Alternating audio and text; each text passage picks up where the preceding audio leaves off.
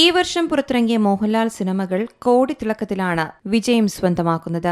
ആദ്യം റിലീസ് ചെയ്ത എമ്പുരാന് പിന്നാലെ എത്തിയ തുടരും സിനിമയും അടുപ്പിച്ച് 100 കോടി ക്ലബിൽ ഇടം നേടിയിരിക്കുകയാണ്. തുടരും ഇപ്പോഴും തിയേറ്ററുകളിൽ വിജയക്കുതിപ്പ് തുടരുകയാണ്. ഇപ്പോഴിതാ ബുക്ക് മൈ ഷോയിലൂടെ കേരളത്തിൽ ഏറ്റവും കൂടുതൽ വിറ്റഴിഞ്ഞ സിനിമകളുടെ ലിസ്റ്റ് പുറത്തുവരികയാണ്.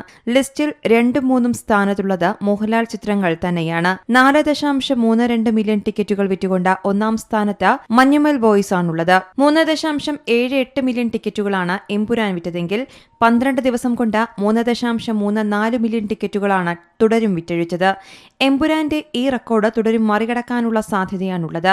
3.02 മില്യൺ ടിക്കറ്റുകൾ ആവേശവും 2.92 മില്യൺ ടിക്കറ്റുകൾ ആടുജീവിതവും 2.44 മില്യൺ ടിക്കറ്റുകൾ പ്രേമലുവും വിറ്റഴിച്ചിട്ടുണ്ട്. അജയന്റെ രണ്ടാം മോഷണം 1.89 മില്യൺ, മാർക്കോ 1.81 മില്യൺ എന്നിങ്ങനെയാണ് മറ്റ് സിനിമകളുടെ ടിക്കറ്റ് ലിസ്റ്റ് വരുന്നത്.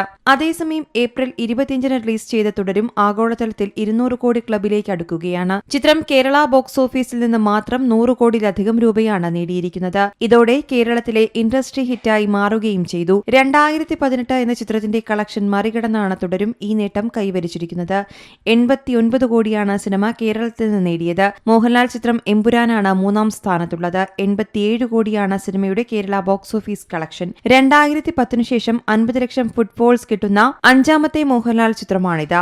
നിലവിൽ ലിസ്റ്റിൽ 10-ാം സ്ഥാനത്താണ് തുടരും. ദൃശ്യം, പുലിമുരുകൻ, ലൂസിഫർ, എമ്പുരാൻ എന്നിവയാണ് ഈ ലിസ്റ്റിലുള്ള മറ്റ് മോഹൻലാൽ ചിത്രങ്ങൾ. News desk Zee Malayalam news. ഏറ്റവും പുതിയ വാർത്തകളും വിശേഷങ്ങളും വിരൽ തുമ്പിലറിയാൻ സീ മലയാളം ന്യൂസ് എല്ലാ ഡിജിറ്റൽ പ്ലാറ്റ്ഫോമുകളിലും ലഭ്യം.